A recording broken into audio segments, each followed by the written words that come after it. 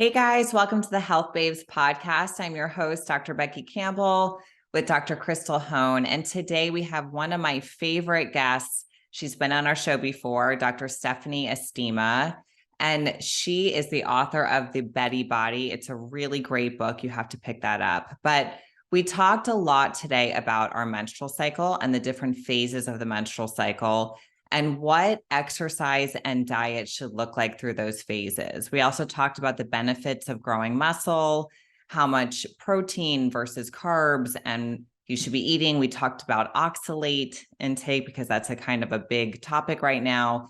So this episode is full of so many great things. We hope you love it. Guys, let's welcome back Dr. Stephanie Estima to the show. She is one of our favorite guests we've ever had. She is so well-spoken. She's such a wealth of knowledge. So we're so happy to have you back. Oh, I'm so tickled. Thank you. Thank you for having me back. You're welcome. So let's kind of jump in. So we love how you talk about the menstrual cycle and lifting weights and eating and around your menstrual cycle. So we're going to talk about that a lot. She's also the author of this awesome book, The Betty Body. I have a glare, but if you're looking on YouTube, you can see it. It's a really good book. It's a really easy read. It's funny. It's just really, really good. So I highly recommend that you get that book. But let's kind of talk about like your journey with all this, like how you got started using menstrual cycle or your menstrual cycle to work for you. Sure. Yeah. I always, to be very honest, I always struggled with I always felt like I was being burdened with this curse every month and was always in quite a bit of pain at the onset of bleed week. And then the weeks leading up to the period was very emotionally, I felt tortured emotionally, I felt tortured physically, and it really wasn't until I had, sometimes we have to reach rock bottom. I had sort of reached rock bottom in a couple of verticals in my life. I was going through a divorce at the time, and I had, at the same time, I had a clinic that had burned down. So I was taking I know when it rains, it pours, right? So I was taking my kids to vacation, an extended vacation in Europe. And it was about 3 weeks long. And during that time, towards the end of it, I got my period, and it was such an easy, graceful, beautiful experience. And even though, and I joke about this in the book, like everything's better in Italy, right? The coffee's better, the food, everything, the calories don't count, everything is better there. But I knew that it was the same body, right? So even though I was in a different environment, I wanted to sort of analyze what were some of the things in the environment that had contributed to having such a quick turnaround. Like it was a really quick turnaround in terms of really enjoying my menstrual cycle rather than being holed up in my hotel room with some Advil and, a mask on, an eye mask on.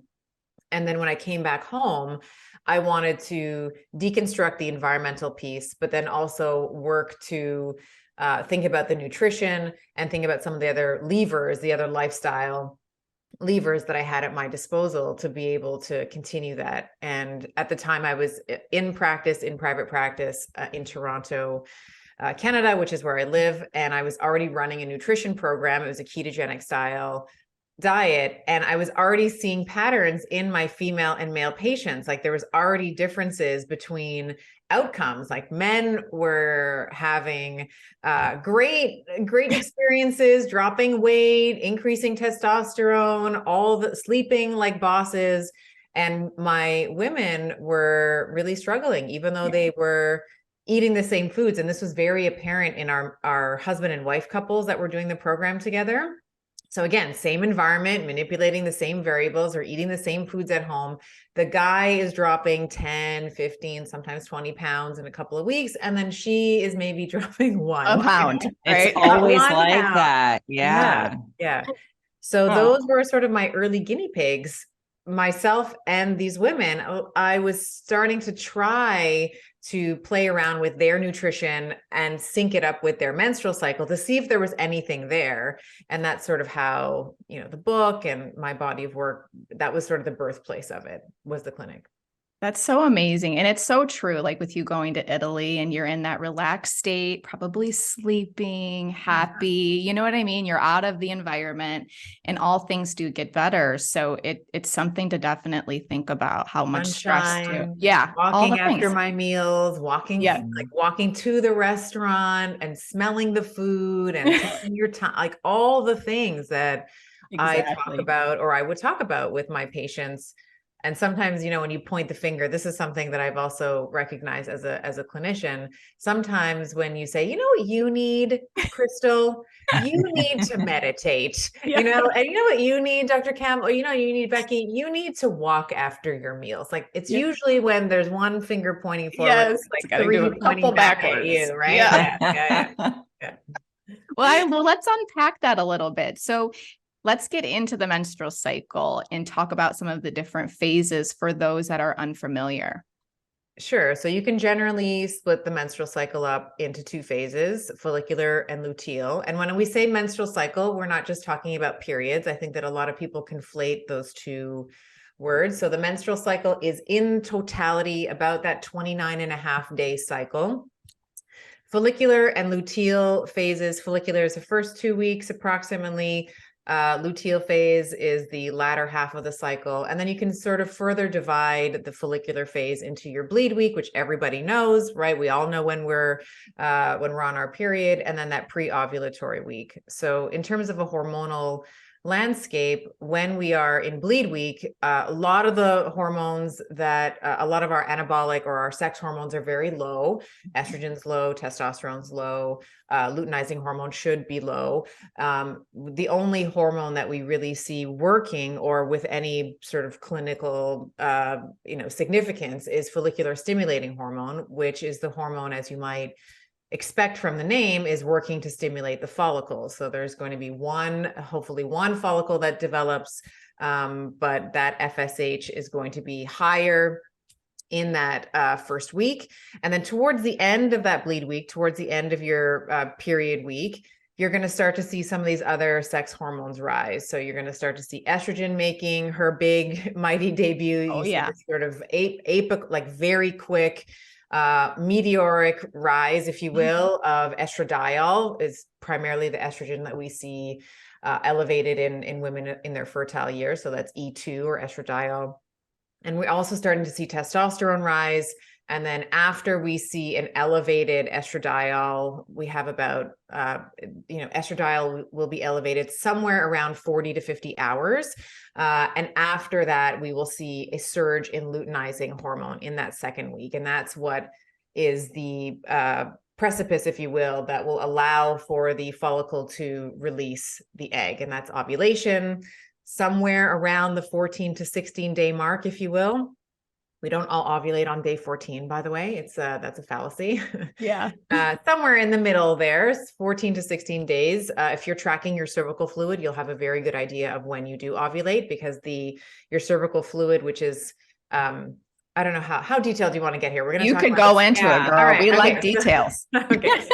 So some women, when I say cervical fluid, they're like, "Are you talking about the stuff in my underwear?" Yes, that's what we're talking about. The snot in your underwear. Yes.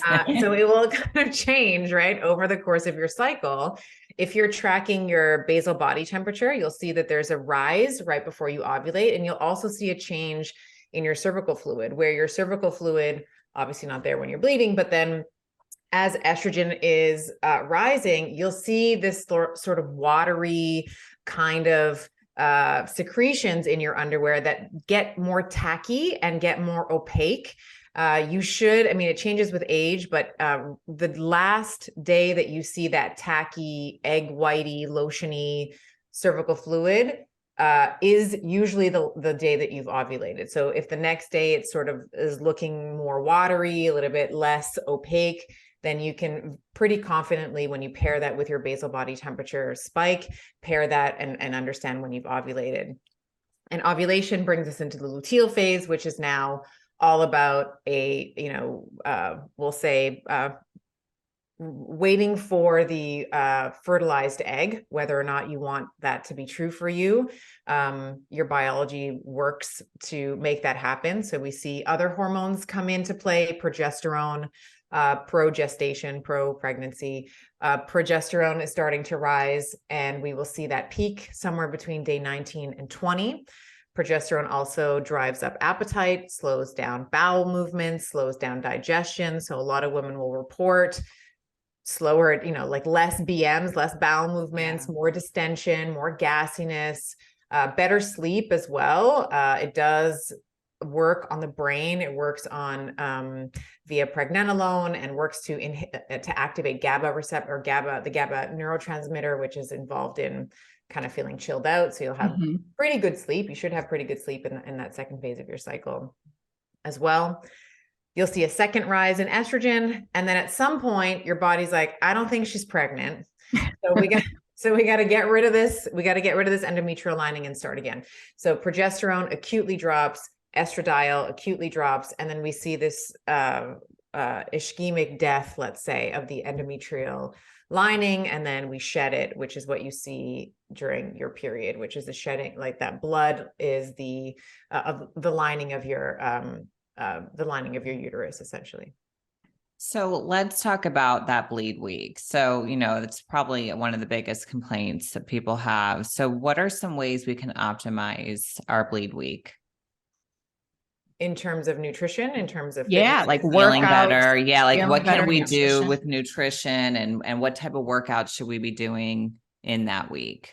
Love that. I think for a lot of women, if you're starting to look at your cycle as a way to predict the type of food and nutrition and fitness interventions, I think this is a great place to start. So many women, first day of bleed week can feel crampy, achy. If you've ever given birth, that those uterine contractions, it can feel like those early stages of labor again.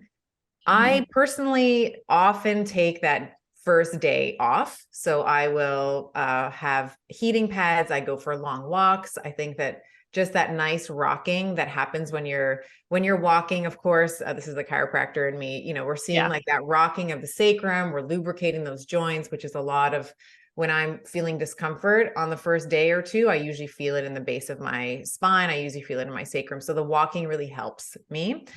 If you feel very lethargic, you might find a day or two, the first day or two, you might take it a little easy, going for some of those low level activities like walking. I think a woman should, and I'll state my bias here, I think that a woman should always be weight training all the way through her cycle. It's just how we modify it to the hormonal environment that we're living in that particular week or that particular point in time. So for me, when I'm feeling kind of my sacral discomfort is coming down, I get right back into the gym. So certainly make sure, especially if I'm doing a leg day. Yeah. I don't know if any of you guys notice this, but if I'm pushing really hard and I'm doing a leg day and I'm on my bleed, like I'm on my period, I push out a lot of blood. Like I can see it in It is what it is. It is what it is, right? It is what it is. So I get right back into weight training. I usually will do more of a moderate. So it's still always heavy, but I'll modify the weight and the repetitions to match sort of how I'm feeling. So in bleed week, it's somewhere between 8 and 12 reps. That's sort of where I keep it. And it should be, my guiding principle is that it should be that you should not be able to complete any more than 1 or 2 sets before you reach failure. Okay. And I say that because a lot of women will just go into the gym, do their 10 sets, 10 repetitions, and no matter how easy breezy is, it's okay, 1, 2, 3, 10, and then they put it down without any consideration for reaching muscle failure. And I think that is a very, I think that's where a lot of women get it wrong. I'll say it that way. I think that we should always be trying to be lifting heavy and approximating muscle failure. So if I'm at rep 8 and I can do another one, I'll do another one. If I can, and then if I'm at 9 and I can do another one, I'll do another one. And if I can get past 12, I know that my weight was too light. So the weight goes up for the next set. Yeah. So I'm always trying to max out at about 8. And then if I can climb up to 12, I know that I'm going to increase the weight and come back down the ladder, back down to 8 again, and until I can move up to that 12 rep range again. Yeah. And in that first week in the follicular phase too, what are you looking at as far as macros? So what should women be focusing on as far as protein and things like that? I think for many, so I would even say the term woman is hard to, Yeah. it's hard to categorize because are you a woman with PCOS? Are you Yes. a 55-year-old woman? Are you True. 22? So there's a lot of different hormonal considerations, let's say, and backgrounds, but I would say generally your appetite should be much lower. You should notice an attenuation or a pulling down of, or a dropping of your appetite in bleed week. If not, then potentially there may be some other deficient, like if you are going mad for chocolate in your bleed week, potentially we have other deficiencies. So maybe there's a zinc or a magnesium or a selenium deficiency, which are things that are very rich in if you're craving chocolate prior to your bleed week, that's a little bit more understandable because we know that your body is actually preferentially throwing a lot of those minerals into the endometrial lining. But once you are expelling the endometrial lining and you're still going nuts for the chocolate, then we want to be thinking about maybe some mineral deficiency. So you should see your appetite come down. This is usually a great week to try, if you haven't, more of a lower carb-ish diet. I talk about in the Betty Body, a ketogenic style diet for those that are trying to heal any type of hormonal derangement. This works particularly well for women who run androgen dominant. So if someone has PCOS, let's say, someone who's estrogen dominant. So if someone who is dealing with like an adenomyosis or an endometriosis kind of scenario, a ketogenic style diet in this week can work very well for them. I do think that if you are weightlifting, you always want to be thinking about protein. I think protein has been demonized. People think that your kidneys are gonna fail. It's gonna give you cancer because you're always jacking up growth pathways like mTOR and all these different things. And I would say that you do actually, if you were trying to put on muscle, you actually do want some of those growth pathways to be activated, or else how else are you going to grow the muscle? But you can pull down on other salient activators of that growth pathway, like carbohydrates. Like you can pull down on your carbohydrate load, let's say, in that week, while still making sure that you're getting in your protein requirements. And that's going to depend, on the person. But as a general rule of thumb, 1 gram per ideal pound of body weight is the amount of protein that you want to be aiming for. Yeah, that's what we do with our patients for the most part. Yeah. It's interesting how women, have this thing, not all, but I'd say more so in the past, this thing about not wanting to put on too much muscle, right? Yeah. And they don't realize how hard, how hard it is to put on muscle. Yeah. And that, how hard you have to work. Like there are going to be, so I'll say there are going to be some outliers. There's going to be some genetic mutants, right? That I just bow down to, that can, put on muscle just by looking at a plate. I am not one of those women. I have to work. I gotta work. Like I gotta work in the gym, right? And I gotta work for decades. So, and I would argue that most women, just by nature of our testosterone concentration and our aromatase activity, et cetera, most of us are going to have to work to put on muscle, but it is well worth the effort. And I've had some people just kind of more recently commenting on like, oh, your shoulders are a little, a little big. And it's like, yeah, I'm showing you my shoulders after I've done a shoulder workout. So my shoulders are swollen with blood, which is, how I wish they people are nuts, Steph. That's what it is. People are crazy with comments. The comment, I wish you had to pay for a comment. Like I wish you had to pay to make a comment, because I feel like the comments would be so much more elevated. But I don't have that pump all the time, right? And like when I do have it, I'm so happy. So I'm obviously going to take a picture of it because it doesn't happen all the time. Right. So, all that hard work, man. You got to make it noticeable and look at it a little bit and appreciate it. Do you want to, Steph, talk about some of the benefits of trying to add more muscle? Oh yeah, gosh. We could probably spend the rest of our time together talking about that. But I feel, I've been speaking with a lot of people in my community recently, just getting to know people. I'm creating some plans for a select few. And one of the things that is really missing in most people's health program. So when I get on a call with someone, they're like, I'm following your program. I read your book. I'm doing the keto. I'm doing the cycling thing. And then they're at Orange Theory 7 times a week. Ugh. And no shade, like Orange Theory. Yeah. It's a lot on the adrenals. It's a lot. It's a lot. Yeah. And I feel like working out is different. It feels different. So I am also of the type A variety that likes to feel like I've worked. I like to feel at the end of my workout that I've put in there's been a significant investment in my time. And I think when I first started working out with weights and I was transitioning from being like a cardio bunny, I was like the step and high-low queen. Taibo. I think I heard you say Taibo. Yes, I used to teach Taibo. Yeah, totally.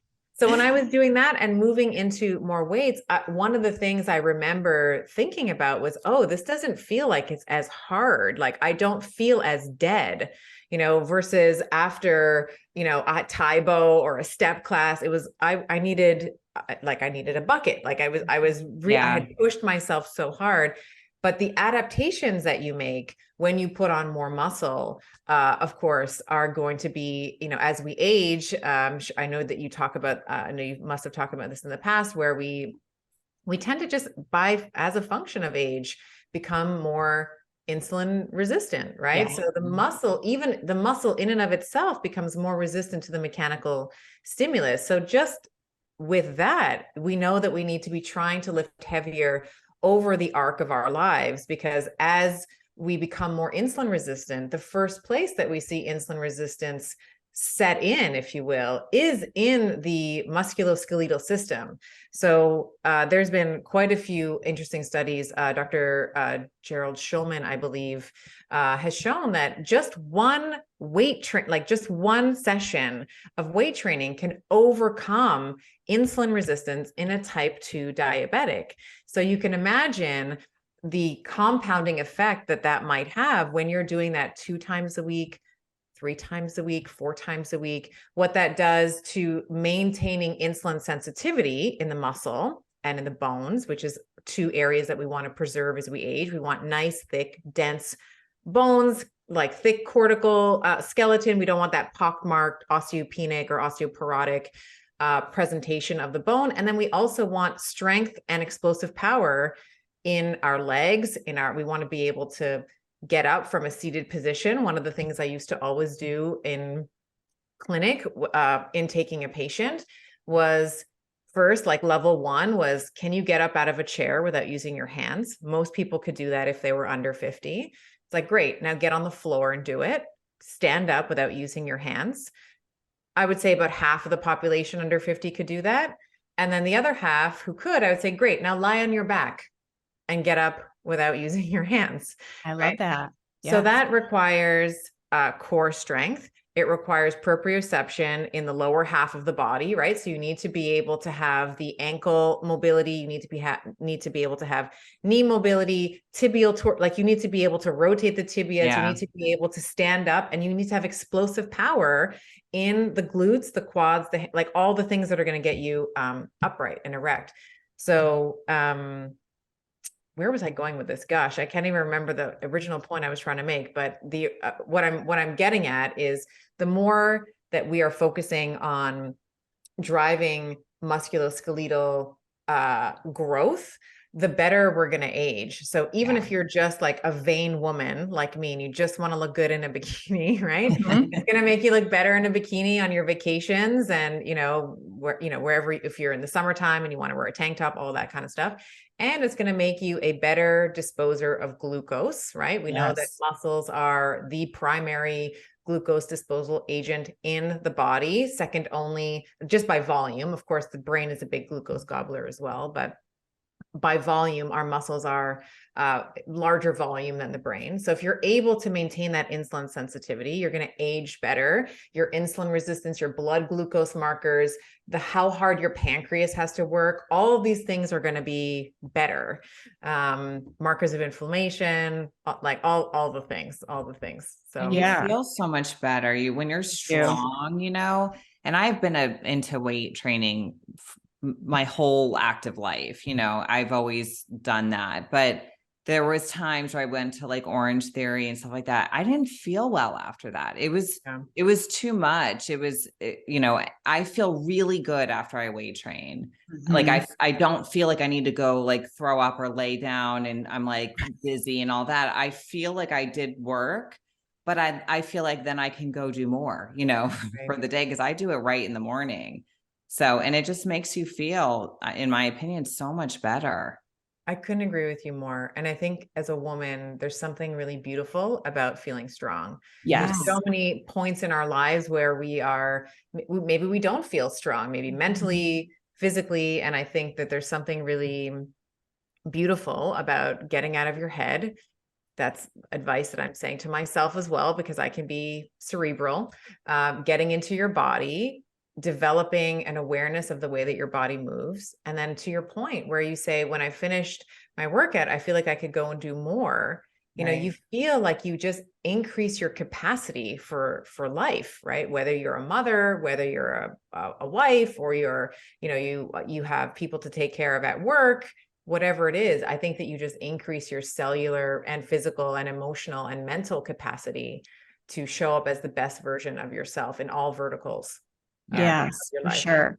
Yeah. So us talking about how important muscle is, right? So let's circle back to those listening that really want to optimize that menstrual cycle. So, in the follicular phase, in that second week, when we get that increased rise in testosterone, in estrogen, how can we best utilize that to train? Like, what should we be eating?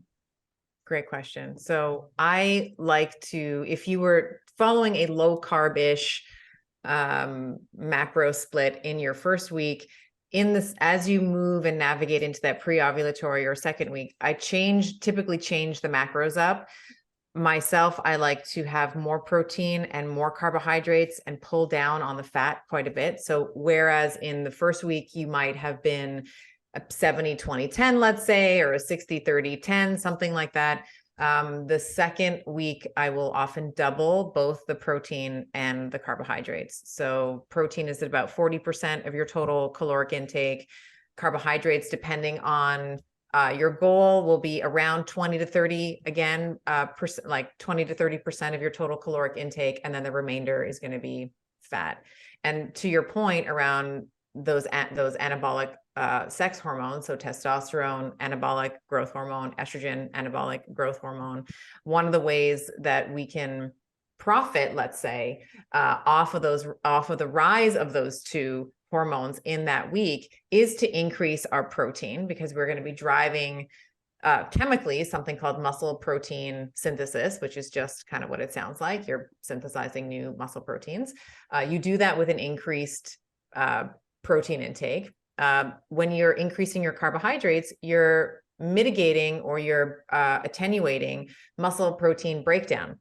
So if the goal is muscle growth, it's like the net amount of muscle protein growth is what's going to drive hypertrophy. So if we can increase muscle protein synthesis and then decrease muscle protein breakdown, then the net is going to be that you're going to have more new muscle proteins that haven't been degraded, right? So carbohydrates do help with that.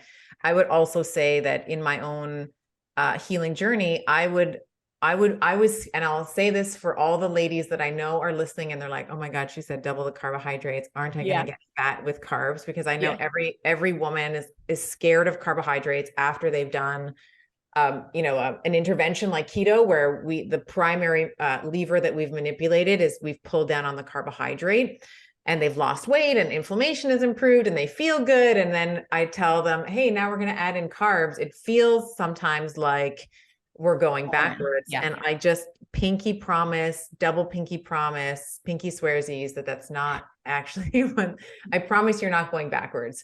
We need carbohydrates for thyroid health. Of course, talking to the choir here, but you guys know that, when we're consuming carbohydrates, that's going to stimulate the release of insulin. And that is one of the primary drivers of conversion of inactive to active thyroid hormone. And that's actually one of the things I see for women who've been on keto for too long is we start to see this reverse T3. So if we're looking at if we're looking at her thyroid labs, let's say, we will often see things like reverse T3 through the roof, right? We'll see this like 20, 30, 40% reduction in thyroid output. And then what ends up happening is the woman says, gosh, like I was doing keto and I was doing so well. And like, now I feel like my problems with the menstrual cycle are back, and I like things aren't working the way that they were. Maybe I haven't been doing keto enough. Like maybe I've been slacking. But then they go harder and make things worse, right? Yeah, exactly right. What has happened in reality is that they've just ridden the sort of benefit curve of keto, and it's time to move on, right? It's time for them to actually increase their proteins, increase their carbohydrate intake. And hopefully in that time that they've been in that therapeutic intervention of a ketogenic diet, that maybe they've layered in some other healthy protocols. Maybe they've started weightlifting. Maybe they've started going for more walks. Maybe they've started increasing their non-exercise activity thermogenesis, like the stuff that's outside of the exercise room, let's say. They've just naturally increased their output. So you're going to just by nature need more carbs. Yeah. I know after a leg day, man, if I don't have carbs, I'm not happy ever. Yeah. And when you say carbs too, because people get scared about that, what type of carbs are you talking about? It can be all manner of carbohydrates. So, I mean, ideally you're going to choose vegetables. Those are all carbohydrates, right? And you have all the polyphenols and the xenohormetic stressors that come with consuming plants. So the green leafy vegetables, the peppers, the nightshade vegetables, if you are able to consume those. And I would also say tubers and root vegetables and squashes, and even, God forbid, rice and potatoes and oats. Like I had oats. I did hamstrings and glutes today. Came home, had some protein, I had soaked some oats overnight with some Greek yogurt and some other things like some seeds and stuff. I had some oats today with protein. So I think that I would like to remove the stigma of, I think carbs in excess, just like fat in excess, just like protein in excess, all of those things in excess are never going to be good for you. But I do think that carbohydrates in particular have been demonized. And I think that part of it is because of the standard American or standard Western, really, we should be saying, diet where you're pairing a carb with a fat, which doesn't really happen in nature other than like nuts. You normally will find like fat and protein together, like a steak. You'll find kind of carbs in isolation, like an apple or a vegetable with some, minimal protein maybe in there. But it's really the combination of the carbs and the fat that really make you go berserk. And it's the overconsumption of them because you sort of hijack your own satiety signals. But carbs in and of them, like vegetables are good. We need to be having more, we should be having more vegetables. We should be having tubers and potatoes and all the bounty that, this earth provides. Yeah. Steph, what do you think about oxalates? Because, a lot of people are asking that question lately because of carnivore and all that stuff. Yeah. I think for a small percentage of the population, it really does affect them. I think that there is some people who do have a hard time consuming the spinach and the kale and the things that are traditionally high in oxalates. I think that you can get rid of probably 70 to 90% of oxalates through cooking through the heating process. So I would be cautious about individuals who are claiming to avoid plants because of, like I said, there's going to be a smaller percent. I don't want to discount the outliers, but that is what they are. They're outliers. For the majority of the population, oxalates are not a problem. that big of a deal. Yeah. Well, plus there's a lot of nutritional value, right? So it seems like Well, that you're missing, like you're missing out on like the fiber, on the Right. polyphenols, on some of these like very Antioxidants. potent DNA methylome modifiers. I had Dr. Kara Fitzgerald on the show on my podcast, and she was talking about you can be biologically 5 to 10 years younger by consuming things like kale and blueberries and all of these things that some nutrition experts, of which I've had on my show, because I like to Oh yeah, of sample- course. We do I like to too. sample all the We like to information. hear it all. Yeah, I want to hear it all. But there are some people who really believe that there are these sort of anti-nutrients, we'll say, that are killing people. And I think that there's a conflation there with, maybe the way that if vegetables are fried, and you're only ever consuming them in recycled oils, let's say, where there's a propensity for those oils to become trans fats, let's say. I mean, that's the bigger problem. Like the problem isn't the spinach, the steamed spinach. Like, let's come back to reality. No, I agree with that for sure. So let's move into week 3. So moving into week 3, what are we looking at as far as what we're eating and type of exercise? Sure. Yeah. So week 3 kind of looks like week 1. So we started off our conversation saying that estrogen is low and everything is kind of low in the beginning of week 1. And the same is kind of true in week 3. So right before we ovulate, we see this big rise in estrogen, and then she drops off, right? Estrogen comes all the way down, and then she makes sort of a secondary rise towards the middle of that 3rd week. So you see a similar pattern in terms of right around the time of ovulation, estrogen is very low. We do see the onset, as I was mentioning before, of progesterone, which is kind of a new hormone in the cycle. And I would say that it is analogous to if you are looking to cycle your foods and you want change, you can bring it back to more of a low carb kind of constitution in the diet. If you are someone who tends to suffer from what I used to suffer from, which is more of the PMS type of like the angry breasts, the swollen, like I couldn't get my rings on. I had so much water retention. Couldn't sleep, mood, emotional, like all the commercials were making me cry. So I found that returning back to a lower carb constitution in my diet was very helpful physiologically, psychologically. So if you're someone who deals with PMS, I often will counsel someone to go back to a lower carb in week 3. And then in week 4, actually, before we go to week 4, I'll say the way that we train again is going to be similar as week 1. So in week 1, it was sort of a moderate 8 to 12 rep. I don't know if I mentioned it in week 2 with that higher protein. I actually also like to go really heavy, like heavy as a MF, right? Like we're lifting like heavy as we can, like 5 reps. If you have a spotter, even better, for you to be maximizing testosterone. Yeah, maximizing testosterone, but maximizing like shredding the muscle fibers as much as you can, as heavy as you can for 5 to 6, maybe 7 reps.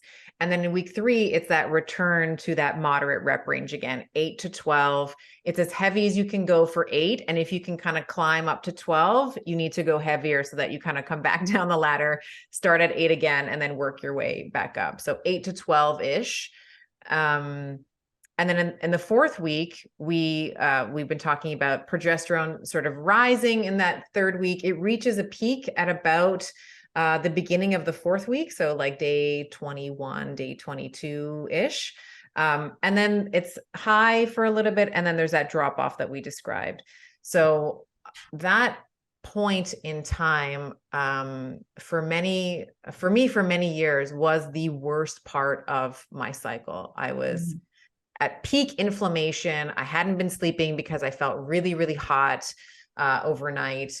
And what I will often do in terms of fitness is drop, like the weight will drop. So not, we're also a little bit clumsier. I'll also say that we're also a little clumsier in the second half of the cycle. Like if you find in the gym, or even you're just dropping keys and stuff, In the second half of the cycle, because because estrogen and testosterone are actually lower, our motor cortex, which is an area in the brain that's sort of towards the front, it's in the frontal lobe, there's not as much activity or activation of that area. So if you find that, if you think you're clumsier in the second half of your cycle, you're right, you probably are.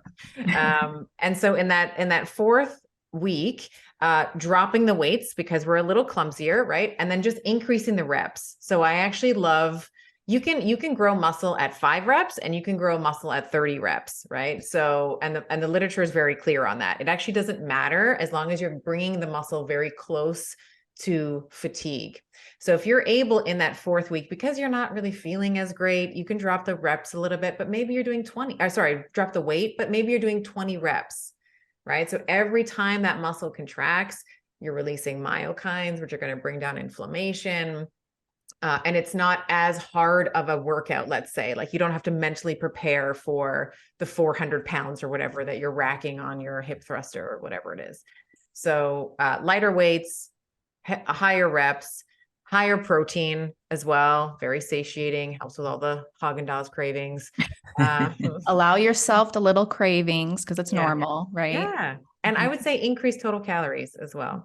Naturally, I sort of mentioned briefly before, like your body is frenetically at this point pushing substrate into the endometrial lining. So if we were to do a blood draw of all of us, let's say in week 4, you would see lower levels of glucose, amino acids, nitrogen, free fatty acids, selenium, zinc, like all the things, magnesium, all the things that we need to create that 5-star hotel, that endometrial lining in anticipation of that fertilized egg. Your body is diverting nutrients to your endometrial lining. So more calories because you need it. You're creating an organ, ladies, every month. Who else can say that? Right. So we need a bit more calories, a little more protein. I like to return to that 40-40-20-ish, like 40% carbs, 40% protein, 20% carbs, and then like whatever the fill is in fat there. Awesome. Yeah. And we focus so much on, cycling women, and we get this question a lot in practice too. Okay, can I build muscle being menopausal, right? Being in menopause. So let's touch a little bit on that for those that are in menopause, how important building muscle is. Well, the answer is 100%. Yes. Like the best time to start weightlifting was 10 years ago. Yep. And the second best time is today. And it doesn't really matter what your age is. We used to think, oh, all the sex hormones are low, it's so hard. No. You can totally do it. And I would say for menopausal women, one of the things, I'm certainly in perimenopause now. I'm 45. And so I know that is on the horizon for me. But one of the things that I think about is how freeing it will be not to be optimizing for fertility anymore. Like you can go hard. You can go hard, You like made it. We made it. Yeah. Like the shop is officially closed. And now I'm going to go all in for building muscle. So absolutely. And we see there's a woman on Instagram. I love her. I don't know her, but she's like one of my inspirations. I think her name is like Train with Joan. I think her handle is something like Is she Australian? No? I don't know, but she's like a 70-year-old. Okay. I know who you're talking about. So she just like in the past, 5 years discovered weights. She looks like the bomb.com. Like she's so inspirational. I love her. I love her. Yes. I can see Becky's looking. I'm trying to find her. She's amazing. So she's clearly menopausal, looks like phenomenal. A bombshell, like she's a goddess, like she's amazing, right? She looks amazing. I've seen her now that I have thought it might be her when you said that, but I wanted to confirm, but yeah. So if you're in perimenopause as I am, or you're full on, you're in menopause, there's no bad time to start. Right. There's only good time because you're the youngest that you'll ever be. You're the oldest that you've ever been, like it's like today is the day. Today is the day. Yeah. So true.